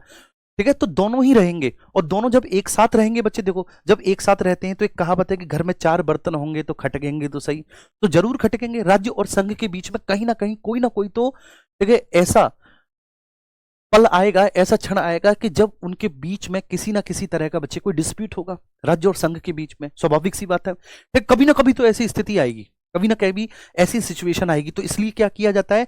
न्यायपालिका को मजबूत बनाया जाता है, शक्तियों का पृथक्करण किया जाता है, लिखित संविधान की व्यवस्था की जाती है, जुडिशियल रिव्यू की शक्ति दी जाती है। तो इस व्यवस्था को हम क्या कहेंगे बच्चे? संघात्मक शासन व्यवस्था, फेडरल कॉन्स्टिट्यूशन या फेडरल गवर्नमेंट सिस्टम, इसको हम संघात्मक शासन व्यवस्था कहेंगे। अब मैंने लिख दिया विनाशी राज्यों का, विनाशी राज्यों का, डेस्ट्रक्टिव स्टेट्स का अविनाशी संघ। क्या लिख दिया बच्चे? विनाशी राज्यों का मैंने लिख दिया यहां पर अविनाशी संघ। अगर मैंने विनाशी राज्यों का अविनाशी संघ रख दिया, इसका मतलब है कि राज्यों का विनाश हो सकता है। संघ, जो संघ है, संघ जब चाहे तब, संघ बेटा जब चाहे तब राज्यों की सीमा में परिवर्तन कर सकता है, उनके नाम में परिवर्तन कर सकता है, उनके चित्र में परिवर्तन कर सकता है। ठीक है, संघ राज्यों की सीमाओं को घटा सकता है, बढ़ा सकता है, परिवर्तित कर सकता है। कल को कोई राज्य है उसका नाम बदल सकता है, वो राज्य है ही नहीं। ठीक है, ऐसा भी हो सकता है कि उस राज्य का अस्तित्व ही ना बचे। तो ऐसी व्यवस्था को हम क्या कहते हैं बच्चे? यूनिटरी, एकात्मक शासन व्यवस्था कहते हैं। ठीक है, एकात्मक शासन व्यवस्था कहते हैं। ये चार्ट आप हमेशा ध्यान रखना, और रटने की कोशिश मत करना, इसको समझना, रटोगे तो दिक्कत हो जाएगी। तीसरा है मेरे प्यारे बच्चे, जहां पर है कि अविनाशी राज्यों का, अविनाशी राज्य, राज्य पहले भी थे, राज्य आगे भी रहेंगे, लेकिन संघ का विनाश हो जाएगा, संघ का विनाश हो जाएगा। और इस व्यवस्था को हम क्या कहेंगे? परिसंघात्मक शासन व्यवस्था कहेंगे। इस व्यवस्था को क्या कहेंगे बेटा? परिसंघात्मक शासन व्यवस्था। तो अब यहां पर है अविनाशी राज्यों का अविनाशी संघ, तो इसको क्या कहेंगे? संघात्मक शासन व्यवस्था कहेंगे। ठीक है जी, क्लियर हुआ? अगले प्रश्न पर चलते हैं। अविनाशी राज्यों का विनाशी संघ, देखो अविनाशी राज्यों का विनाशी संघ, तो बेटा इसको, ठीक है, परिसंघात्मक शासन व्यवस्था को कहें। अविनाशी राज्यों का, राज्य तो अविनाशी है, जैसे यूएसएसआर 15 राज्यों से मिलकर बना था यूएसएसआर। दिसंबर 1991 में कजाकिस्तान की कैपिटल थी उस समय अस्टाना, उसमें एक रिजोल्यूशन लाया गया और सभी राज्यों ने कहा कि अब हम इस संघ से दूर हो रहे हैं। तो वो राज्य आज भी हैं, लेकिन वो संघ अब नहीं बसता, यूएसएसआर नाम का कोई संघ नहीं है। ठीक है, इस एक ब्रह्मांड में वो अब एग्जिस्ट नहीं करता। पहले कभी था, 1991 से पहले था। ठीक है भाई, तो ये जो आपकी परिसंघात्मक शासन व्यवस्था होती है, ये परिसंघात्मक शासन व्यवस्था में बच्चे जो है ना, राज्यों के पास बहुत अधिकार होते हैं, और जो संघ होता है, जो केंद्र होता है, एक्चुअली संघ या केंद्र बच्चे कमजोर होता है, वो राज्यों के बराबर शक्तिशाली नहीं होता। राज्य कॉन्ट्रैक्ट करते हैं कि एग्रीमेंट करते हैं कि हम जब चाहें तब संघ से दूर हो सकते हैं। नेक्स्ट अगला प्रश्न है, वह राजनीतिक प्रणाली जिसमें प्रांतों या कार्यकारी इकाइयों का निर्माण संघ की इच्छा पर निर्भर होता है, क्या कहलाती है? एकात्मक शासन व्यवस्था। ठीक है, अब देखो क्या कहा गया है, वह राजनीतिक प्रणाली जिसमें प्रांतों या फिर राज्य, जिसमें प्रांतों या कार्यकारी इकाई का मतलब क्या हो गया? कार्यकारी इकाइयों का मतलब हो गया बच्चे स्टेट या यूटी, स्टेट या यूटी, वो कार्यकारी इकाई हो गई। तो उनका निर्माण, उनका कंस्ट्रक्शन, ठीक है, संघ की इच्छा पर निर्भर करता है। तो मैंने आपको बताया कि एकात्मक शासन व्यवस्था में संघ किसी भी नए राज्य का निर्माण कर सकता है, किसी भी राज्य की सीमा में परिवर्तन कर सकता है, संघ किसी भी राज्य के नाम में परिवर्तन कर सकता है, संघ बेटा किसी भी राज्य की सीमा को घटा सकता है, बढ़ा सकता है, दो राज्यों को मिलाकर एक राज्य बना सकता है, किसी राज्य में से उसका कोई हिस्सा हटाकर एक दूसरा राज्य बना सकता है। तो इसको हम क्या कहेंगे? एकात्मक शासन व्यवस्था कहेंगे। ठीक है, अब ये प्रश्न आप उनसे करवाना, ठीक है ठीक है, उनसे करवाना, उन बच्चों से बोलना जो पॉलिटी 2-3 बार कंप्लीट कर चुके हैं, उनसे कहना बेटा ये प्रश्न करके दिखाओ, नहीं कर पाएंगे। कॉन्सेप्चुअल प्रश्न है, इसके लिए कॉन्सेप्चुअल नॉलेज होना जरूरी है। और जितना भी हमने पढ़ा, आप लोग बड़े चिंतित थे कि सर इनकी प्रैक्टिस होगी होगी, और मैं बोल रहा था बेटा मैं सबकी करवाऊंगा। मैंने आपसे प्रॉमिस किया ना कि हर एक चैप्टर के खत्म होने के बाद मैं उसकी प्रैक्टिस करवाऊंगा, चाहे एक्स्ट्रा 20 क्लासेस लग जाए, कोई दिक्कत नहीं। मुझ पे कभी क्लासेस का कोई वर्डन नहीं होता, ठीक है। मैं आराम से कराता हूँ और पूरी ईमानदारी से कराता हूँ, आप इस बात का ठीक है विश्वास कीजिएगा बच्चे। अगला प्रश्न है, वर्तमान में अमेरिका संघ, ठीक है, वर्तमान में अमेरिका जो है वह फेडरेशन न होकर परिसंघ बन गया है। वर्तमान में अमेरिका संघ न होकर ठीक है परिसंघ बन गया है। ये बात गलत हो गई, ठीक है, उल्टा हो गया कि वर्तमान में अमेरिका परिसंघ ना होकर, कन्फेडरेशन ना होकर क्या बन गया है, संघ बन गया है। ये बात मैंने आपको बताई थी कि अमेरिका जब बना था तब एक परिसंघ था, लचीला था, वो फ्लेक्सिबल था, उसमें राज्यों को संघ से अलग होने का अधिकार था। जब अमेरिका शुरुआत में बना 50 राज्यों ने एक कॉन्ट्रैक्ट करके यूएसए बनाया था, यूनाइटेड स्टेट्स ऑफ अमेरिका बनाया था, जिसमें शुरुआत में 13 ही राज्य थे। लेकिन फिर बाद में धीरे धीरे धीरे धीरे वो 13 से संख्या बढ़ी, 50 हो गई, और उन लोगों ने आपस में मिलकर एक संघ बनाया। फ्लेक्सिबल व्यवस्था थी जहां पर राज्यों को संघ से अलग होने का पूरा अधिकार था, ठीक है। लेकिन फिर बाद में क्योंकि अमेरिका में न्यायपालिका को सर्वोच्च स्थान दिया गया, शक्तिशाली बनाया गया, और न्यायपालिका ने जो समय समय पर अपने निर्णय दिए, ठीक है, उन निर्णयों के आधार पर न्यायपालिका ने इस बात को स्थापित कर दिया कि राज्यों को संघ से अलग होने का कोई अधिकार नहीं है। तो इसका मतलब ये नहीं है कि संघ राज्यों के साथ मनमाना व्यवहार करेगा। यहां पर सेपरेशन ऑफ पावर होगा, डिस्ट्रीब्यूशन ऑफ पावर होगा, एक रिटन कॉन्स्टिट्यूशन होगा, ठीक है। और हम क्या करेंगे, संघ, राज्य और ठीक है इनके बीच के अधिकारों का हम वर्गीकरण कर देंगे। तो कुल मिलाकर बना परिसंघ के रूप में था, वर्तमान में वो एक संघात्मक शासन व्यवस्था है। तो ये गलत हो गया। एकात्मक व्यवस्था को अविनाशी राज्यों का अविनाशी संगठन कहा जाता, सॉरी, एकात्मक व्यवस्था को विनाशी राज्यों का, एकात्मक व्यवस्था को राज्य विनाशी है और संगठन अविनाशी है कहा जाता है। तो ये सही है। तो इसमें बेटा केवल 2 सही होगा, ओनली 2, केवल 2 सही होगा, ठीक है जी। ये बात समझ में आई सभी को। अगले प्रश्न पर चलते हैं। संघात्मक व्यवस्था की विशेषताओं में शामिल तत्व क्या क्या है, आपसे पूछा गया है। संघात्मक व्यवस्था मतलब फेडरेशन, ठीक, जो आपका फेडरल व्यवस्था है, जो आपका फेडरल सिस्टम है, जो फेडरेशंस है, तो संघात्मक व्यवस्था की विशेषताओं में क्या क्या शामिल है। संघात्मक व्यवस्था में राज्य और केंद्र के बीच में शक्तियों और दायित्वों का स्पष्ट वितरण होता है, बिल्कुल होता है, ठीक है। फेडरल सिस्टम में सबसे बड़ी खासियत तो यही होती है। क्या होता है फेडरल सिस्टम में, डिस्ट्रीब्यूशन ऑफ पावर होता है, डीयूपी होता है, एंड सेपरेशन ऑफ पावर होता है, एसओपी होता है। ये दोनों चीजें होती हैं। शक्तियों का बंटवारा भी होता है, शक्तियों का पृथक्करण भी होता है। जब पृथक्करण की बात करते हैं हम, तो शक्तियों का पृथक्करण कार्यपालिका और विधायिका के स्तर पर होता है, और जब शक्तियों का बंटवारे की बात करते हैं तो वो शक्तियों का बंटवारा बच्चे आपका केंद्र और प्रांतों के स्तर पर होता है, हमेशा ध्यान रखना, ठीक है। तो सर बिल्कुल होता है, लेकिन वहां पर संविधान की सर्वोच्चता होती है, न्यायपालिका की स्वतंत्रता होती है, बिल्कुल होती है। तो ये तीनों ही होते हैं बच्चे, 1, 2 और 3, ये तीनों ही होते हैं, ठीक है। राज्यों और केंद्र के बीच में शक्तियों का स्पष्ट बंटवारा। चौथी विशेषता मैं लिख देता हूं कि संघात्मक शासन व्यवस्था वाले देशों की सबसे बड़ी पहचान, सबसे मुख्य पहचान ये भी होती है कि वहां पर रिटन कॉन्स्टिट्यूशन भी होता है। क्या होता है बच्चे, वहां पर रिटन कॉन्स्टिट्यूशन का भी कॉन्सेप्ट होता है। अगले प्रश्न पर चलेंगे। देखिए, एकात्मक शासन व्यवस्था, एकात्मक के बारे में आपसे पूछा है। आप एकात्मक शासन व्यवस्था को बहुत बेहतर से पढ़कर आए हो, यहां पर आपको उसका जवाब देना है।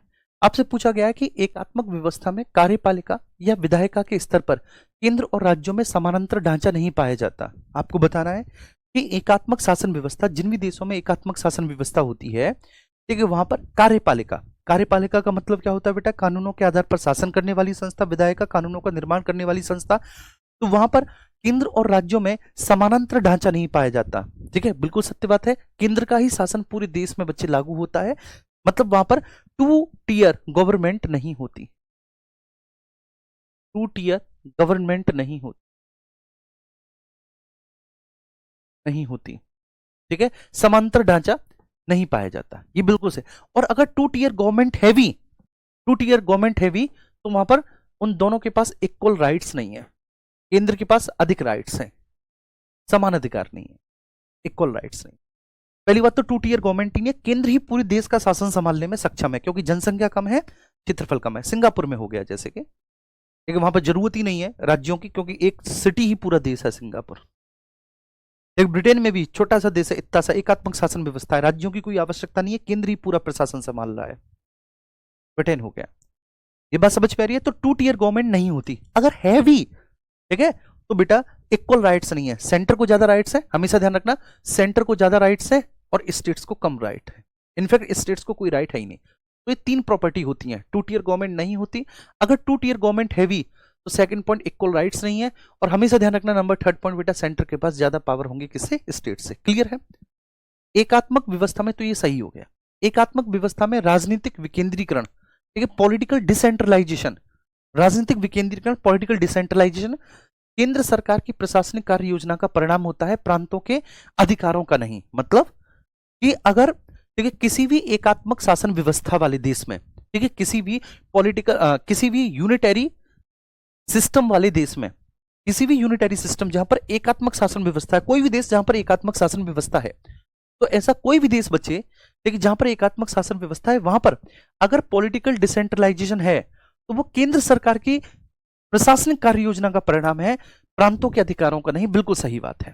ठीक है, मतलब अगर पॉलिटिकल डिसेंट्रलाइजेशन हुआ है एकात्मक शासन व्यवस्था वाले देशों में, ये प्रश्न बहुत अच्छा प्रश्न है। डिसेंट्रलाइजेशन, अगर पॉलिटिकल डिसेंट्रलाइजेशन हुआ है एकात्मक शासन व्यवस्था वाले देशों में, मतलब पॉलिटिकल डिसेंट्रलाइजेशन का मतलब है कि जो नीचे की संस्थाएं हैं, जैसे स्टेट हो गए, अगर स्टेट्स को राइट्स मिले हैं, तो स्टेट्स को राइट्स क्यों मिले हैं? क्योंकि बच्चे सेंटर चाहता है, सेंटर चाहता है, तो सेंटर के चाहने के आधार पर स्टेट को राइट्स मिले हैं। ये बात ध्यान रखना। तो इसलिए बोला गया है कि ये केंद्र सरकार की प्रशासनिक कार्य योजना के कारण हुआ है, मतलब केंद्र चाहता है। ऐसा नहीं कि प्रांतों का अधिकार है, नहीं, प्रांतों के पास कोई अधिकार है ही नहीं एकात्मक शासन व्यवस्था में। ठीक है, यूनिटरी गवर्नमेंट सिस्टम में प्रांतों के पास कोई अधिकार नहीं है। अगर प्रांतों को अधिकार दिए जा रहे हैं, बात समझिए, या पॉलिटिकल डिसेंट्रलाइजेशन किया जा रहा है, तो प्रांत ये खुश ना हो कि ये, ठीक है, मेरी हक की बात है। नहीं बेटा, तेरे हक की बात नहीं है, केंद्र ऐसा चाह रहा है, ठीक, केंद्र की कार्य योजना का परिणाम है, केंद्र कुछ प्लान करके चल रहा है, इसलिए तुझको अधिकार दे दिए। मेरी बात समझ में आ रही है? क्लियर है? पापा ने अगर कार की चाबी तुमको दे दी, तो बेटा ये मत सोच लेना कार तुम्हारी हो गई।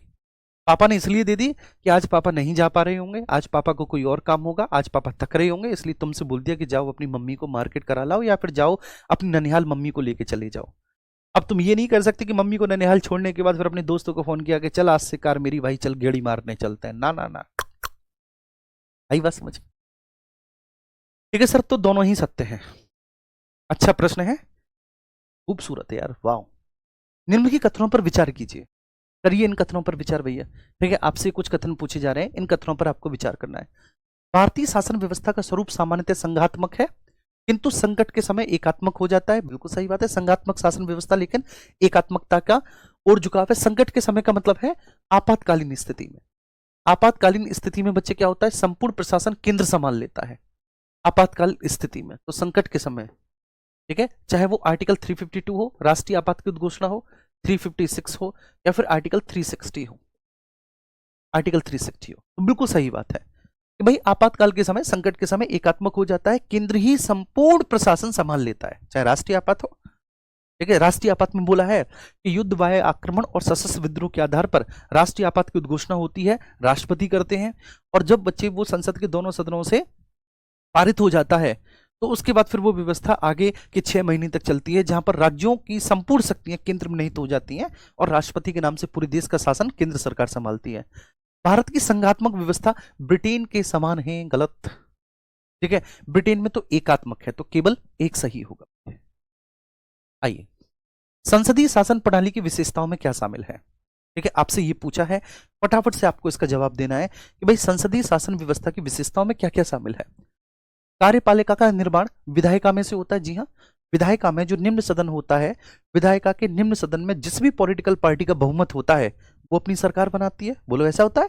विधायिका का निम्न सदन, मतलब हमारे यहाँ विधायिका का निम्न सदन कौन है? लोकसभा। लोकसभा में जिस भी राजनीतिक दल का बहुमत है वो अपनी सरकार बनाएगी, और वो जो सरकार बनाएगी तो उसको कार्यपालिका कहेंगे। तो कार्यपालिका का निर्माण विधायिका से होता है, बिल्कुल सत्य बात है। कार्यपालिका के 2 प्रमुख होते हैं, एक नाम मात्र का जो राष्ट्रपति है, एक दूसरा वास्तविक जो प्रधानमंत्री और मंत्रिपरिषद। सेपरेशन ऑफ पावर तथा नियंत्रण व संतुलन का सिद्धांत प्रभावी ढंग से इसमें पाया जाता है, इस पर ध्यान दें। ठीक है, शक्ति पृथक्करण व नियंत्रण व संतुलन का जो सिद्धांत है वह प्रभावी ढंग से पाया जाता है नहीं बच्चे। ठीक है, ये नहीं पाया जाता। ये किस में पाया जाता है? अध्यक्षीय शासन व्यवस्था में पाया जाता है। ये मैंने आपको बताया था, ये अध्यक्षीय शासन व्यवस्था में पाया जाता है, सेपरेशन ऑफ पावर, प्रभावी ढंग से। इसने क्या पूछा? हमारे यहां है, हम ये नहीं कह रहे कि हमारे यहां सेपरेशन ऑफ पावर नहीं है, हमारे यहां शक्ति का पृथक्करण का सिद्धांत है, नियंत्रण व संतुलन का सिद्धांत भी है, लेकिन प्रभावी ढंग से नहीं है। प्रभावी ढंग से अध्यक्षीय शासन व्यवस्था में, क्योंकि अध्यक्षीय शासन व्यवस्था में मुन्ना क्या होता है कि भाई कार्यपालिका का चुनाव अलग से हो रहा है, विधायिका का चुनाव अलग से हो रहा है। लेकिन वहां पर कार्यपालिका जो है वो विधायिका के बीच में से नहीं आती, कार्यपालिका विधायिका के बीच में से नहीं आती। हमारे यहाँ क्या है? कार्यपालिका विधायिका के ही अंदर से आती है, विधायिका के ही बीच में से आती है, इसलिए कार्यपालिका सामूहिक रूप से विधायिका के प्रति उत्तरदायी होती है, इसलिए सेपरेशन ऑफ पावर का सिद्धांत नहीं है। क्यों? क्योंकि विधायिका कार्यपालिका के मामलों में हस्तक्षेप करती है ना बच्चे? क्योंकि विधायिका लेजिस्लेचर, विधायिका एग्जीक्यूटिव, कार्यपालिका के मामलों में हस्तक्षेप करती है।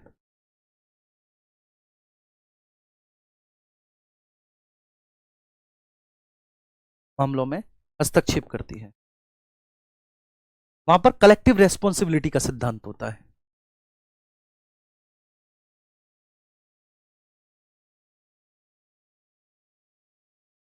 कलेक्टिव रेस्पॉन्सिबिलिटी, सामूहिक उत्तरदायित्व का सिद्धांत। विधायिका का समर्थन खो देने पर सरकार भंग हो जाती है, बिल्कुल सही बात है। ठीक है, अगर विधायिका का समर्थन, अगर ठीक है आपका लोकसभा में बहुमत नहीं है तो सरकार भंग हो जाएगी। तो 1, 2 और 4, 1, 2 और 4 ऑप्शन 3। अगला प्रश्न है, निम्नलिखित कथनों पर विचार कीजिए। ठीक है, कीजिए बच्चे। अध्यक्षीय शासन प्रणाली में सरकार पर हमेशा अस्थिरता का खतरा छाया रहता है। बताना है बच्चे आपको। अध्यक्षीय शासन व्यवस्था में सरकार पर हमेशा अस्थिरता का खतरा छाया रहता है। संसदीय शासन व्यवस्था में सरकार पर बहुमत का खतरा नहीं रहता।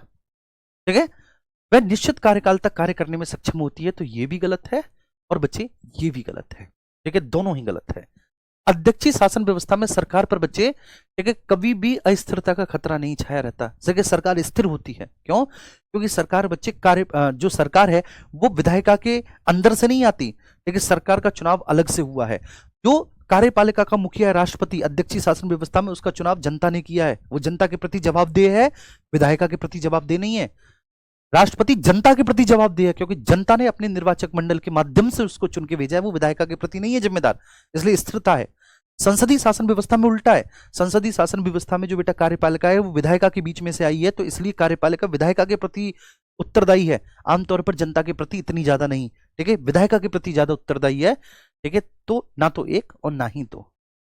थोड़ा सा प्रश्नों का लेवल कठिन हो गया। ये यूपीएससी वाले प्रश्न हो गए थोड़े से, इनमें से एक आध कुछ पीसीएस के हैं, कुछ यूपीएसआई के भी हैं। अध्यक्षीय शासन प्रणाली में जो राष्ट्र का अध्यक्ष का चयन है वह विधानमंडल के सदस्यों के द्वारा होता है। गलत हो गया बच्चे। ठीक है, अध्यक्षीय शासन प्रणाली में राष्ट्र अध्यक्ष का जो चयन होता है बच्चे वो इलेक्टोरल कॉलेज के माध्यम से होता है। इलेक्टोरल कॉलेज के माध्यम से होता है, निर्वाचक मंडल के माध्यम से होता है, विधानमंडल से नहीं। अध्यक्षीय शासन प्रणाली में राष्ट्रपति पर यह बाध्यता होती है कि वह विधायिका के सदस्यों में से ही अपने मंत्रिमंडल का चयन करे। नहीं, राष्ट्रपति बच्चे अपनी मंत्रिमंडल का जब चयन करता है तो वो किसी को भी मंत्री बना सकता है, किसी को भी, ये कोई बाध्यता नहीं है, किसी को भी बना सकता है। वो चाहे तो एलन मस्क को आईटी मिनिस्टर बना सकता है, जबकि एलन मस्क लेजिस्लेचर का मेंबर नहीं है। लेकिन हमारे यहां मंत्री संसद के दोनों में से किसी एक सदन का सदस्य जरूर होगा। हमारे यहां ये बाउंडेड है, हमारे यहां ये बाध्यता है, तो इसमें ना तो एक ना ही दो। ठीक है बच्चे, तो भारतीय अध्यक्षीय शासन प्रणाली में राष्ट्र अध्यक्ष का चयन इलेक्टोरल कॉलेज के सदस्यों के द्वारा होता है, विधानमंडल के सदस्यों के द्वारा नहीं। ठीक है, राष्ट्रपति अलग है, विधानमंडल के सदस्य अलग है, वहां पर विधायक अलग है। देखो अध्यक्षीय शासन व्यवस्था जो प्रेसिडेंशियल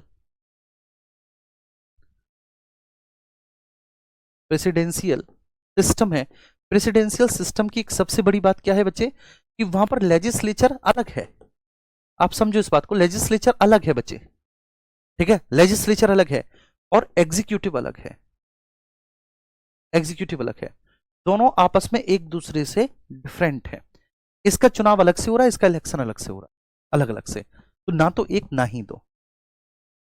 अगला प्रश्न है आपकी स्क्रीन पर, लेकिन राष्ट्रपति वास्तविक राज्याध्यक्ष होता है अध्यक्षीय शासन प्रणाली में, आपको बताना है। अध्यक्षीय शासन प्रणाली में राष्ट्रपति नाम मात्र का अध्यक्ष होता है, नहीं, वो संसदीय शासन प्रणाली में राष्ट्रपति नाम मात्र का अध्यक्ष है। अध्यक्षीय शासन प्रणाली में राष्ट्रपति वास्तविक राज्याध्यक्ष होता है। विधानमंडल महाभियोग के माध्यम से राष्ट्रपति को हटाता है, बिल्कुल, राष्ट्रपति को हटाने के लिए विधानमंडल महाभियोग लाता है, और इसलिए महाभियोग की प्रक्रिया हमने अमेरिका से ही ली है। राष्ट्रपति को यह शक्ति होती है कि वह अपने विवेक के अनुसार विधानमंडल को भंग कर सके। राष्ट्रपति को क्या यह शक्ति होती है बच्चे? नहीं। देखिए, यह शासन प्रणाली शक्ति पृथक्करण, नियंत्रण व संतुलन के सिद्धांतों पर आधारित होती है। तो इसमें से कौन सत्य नहीं है? तीसरा। और लास्ट प्रश्न है कि बच्चे अध्यक्षीय शासन प्रणाली के लाभ क्या हैं? ठीक है, इसका उत्तर आप देखिए मुझे कल की क्लास में देंगे। तो कल की क्लास होगी, टुमारो की क्लास, उसमें बताएंगे सर ये लास्ट प्रश्न है कि सर इसका उत्तर ये है। ठीक है, ये लास्ट प्रश्न था। थैंक यू सो मच भाई, thank you and love you all, take care, bye bye.